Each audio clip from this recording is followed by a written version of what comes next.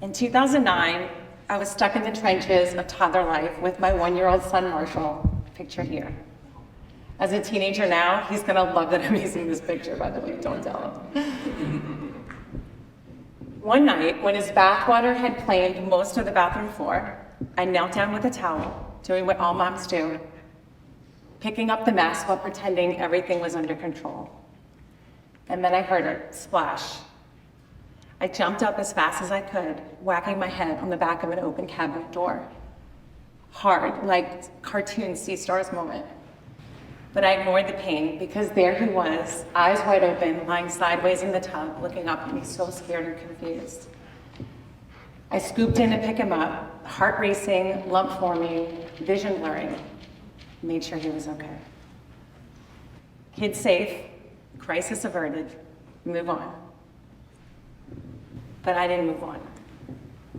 Over the next several days started the headaches, then the neck pain, the dizziness, brain fog and fatigue. What should have healed in a few weeks turned into 12 long years of daily symptoms. I stopped exercising and stopped training for triathlons. I couldn't even sit in front of my computer for longer than 30 minutes before I felt like my head was going to explode. It was like having a perpetual hangover, but without the fun the night before. I tried everything recommended: medications, scans, physical therapy, so much physical therapy. And I believe in physical therapy deeply. It got me through some really challenging times.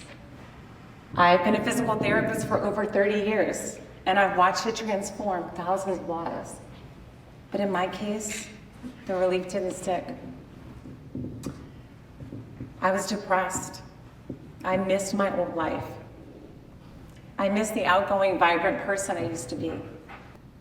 Decades of experience, all the tools, all the certifications, and I couldn't fix myself. That's a really humbling place for a healer to be. Until one day I asked myself a different question. What if my body was never the enemy? What if this wasn't a structural thing that needed to be fixed? That's when I started to learn that the brain and the nervous system and the body work as one connected unit. And that's when everything shifted. I began to think differently, move differently, and feel differently. Eventually, the volume of my pain started to turn down and then off. After 12 years, I reclaimed my life. And I made a promise. If I could fix myself, I would spend the rest of my career helping those suffering in chronic pain, so no one would ever be told there is no hope. That set me down a rabbit hole to answer this question.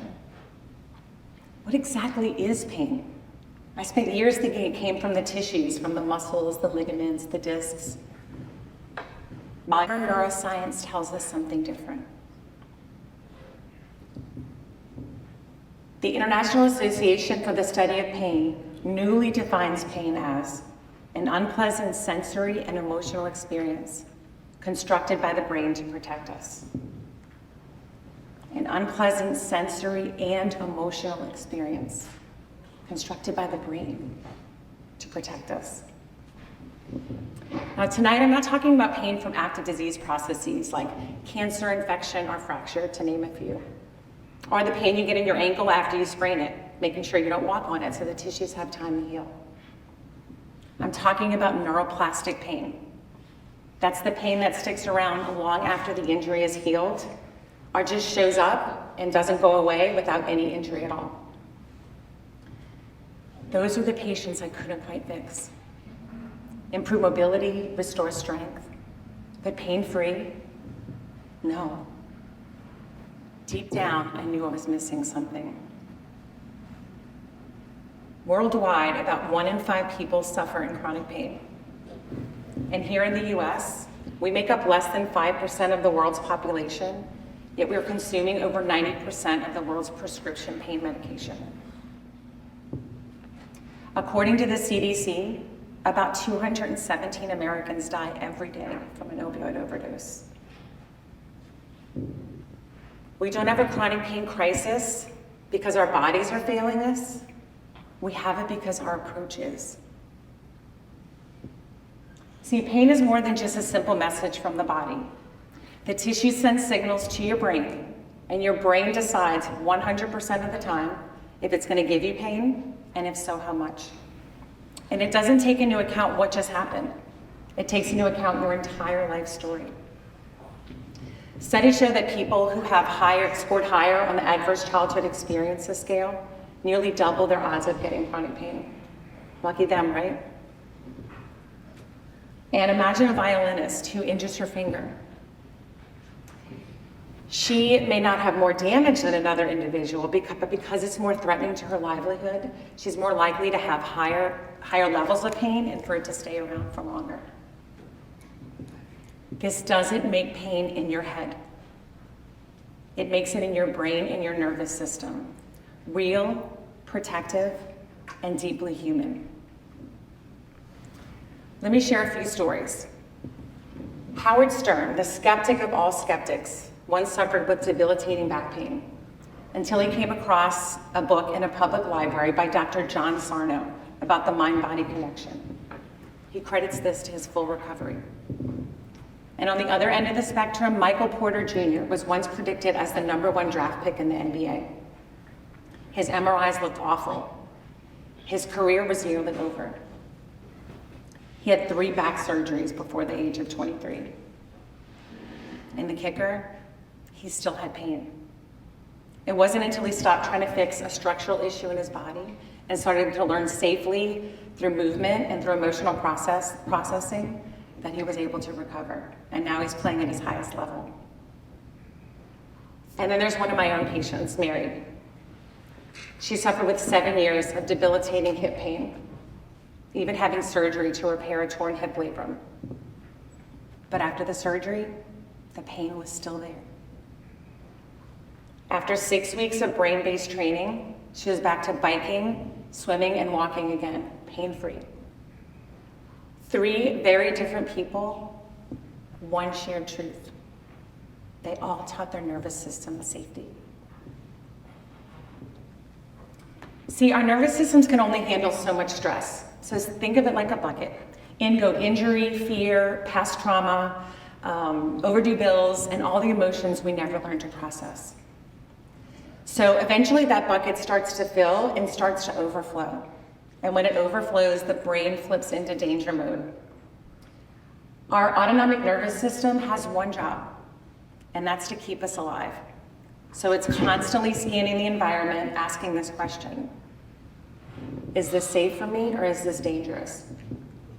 When it detects threat, that's when the sympathetic nervous system kicks in, our fight, flight, or freeze response. And we need this. We need this to get us through an overnight studying for exams the next day, or someone's chasing us. We need the sympathetic nervous system to kick in, but we need it to come back down. When it detects safety, that's when the parasympathetic takes over. That's our rest, digest, and repair mode. That's where healing happens. But what happens when the bucket starts to fill and we get into that sympathetic fight or flight state, the nervous system has a really hard time coming back down. And when it gets stuck in that state, it gets overly sensitive. So think of it like a smoke alarm. We want it to go off when there's a fire, not when we're just making toast. The good news is the brain has the ability to rewire itself. That's what we call neuroplasticity. Medical experts call this the science of hope.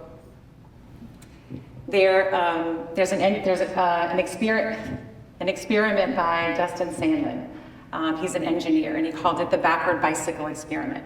And what he did is he took a bike and he took the handlebars and turned them the other way. So every time you turned the bike right, the handlebars right, the bike went left. It took him 8 months of daily practice to learn how to ride a bike this way. That's how stubborn and strong our neural wiring can be. But the good news is, if we can learn and unlearn how to ride a bike, we can unlearn pain patterns too. So when we teach the brain and nervous system safety, pain loses its purpose. So let me share another story with you by explaining about what goes on inside of our body We all know the story, The Wizard of Oz. Think of the tornado. That's your trauma or life event. The sports injury, the car crash, or the day the pain just showed up out of nowhere. Dorothy searches the whole story to try to find the answer, the magic answer. She meets good friends along the way. She meets the Good Witch and the Munchkins, who just like doctors are trying to help us, trying to help her. They can't do it for her. She meets 3 more companions, the Scarecrow Knowledge, the Tin Man Self-Love, and the Lion Courage. Together they go confront the wizard, only to find he's not a powerful being at all. He's just a scared little old man behind the curtain, pulling levers trying to protect her. That's the brain and nervous system. That's the amygdala, the fear center of the brain. It's not evil, it's just afraid. And in the end, Dorothy had the answer all along. It's not just theory. In a study done at Colorado University Boulder called the Boulder Back Pain Study, they did 8 weeks, participants went through 8 weeks of a therapy called pain reprocessing therapy. And this is a brain and nervous system based treatment approach. After the 8 weeks, 66% of participants were pain-free or nearly pain-free. And those results stuck 1 year and 5 year post-study. And those who didn't improve at all, which were very few, those who didn't improve all answered no to one question. Do you believe that you can heal? So it's time we stop talking about chronic pain as something to cope with, that we stop talking about pain management and start talking about pain recovery. You might be asking, how do we do this? How do we teach the brain and nervous system safety? In my practice, I use 4 key pillars with the acronym HEAL, H-E-A-L. H is for hope, E is education, A is activity, and L is listen, let it process, and let it go. It all begins with hope. Remember the Boulder Back Pain Study, those who believed and had believed that they could heal had much better outcomes. And believe me, I was terrified of giving patients false hope. I wondered if my recovery story was just a one-off. So I dug into the research, I got more certifications, and listened to hundreds of success stories. And in my practice, the results continue to amaze me when I see patients recover from decades of chronic pain. E is for education. In studies done by Dr. Adrian Lau and colleagues, he taught people pain neuroscience education, how pain is produced in the brain. And those people had significant decrease in pain and disability scores. And it's not just for adults. In a pilot middle school study program, they taught kids pain neuroscience education and noted decreased visits to the nurse's office, 30% less issuance of pain medication at school, and increased participation in PE. A is for activity. People in chronic pain don't want to move because it hurts, or they're afraid of re-injuring something or having a flare-up. That's why we teach safe movement and get people safely moving again. The prefrontal cortex, which is our thinking brain, and the fear center of the brain, the amygdala, they don't speak the same language. The body is the translator between the two. We can't think our way to safety. We have to feel it and move through it. So that's where I introduce practices such as breath work and graded exposure to movement to decrease the fear centers of the brain as we reintroduce movement and exercise with patients and clients. L is listen, let it process, and let it go. And yes, I'm talking about emotions.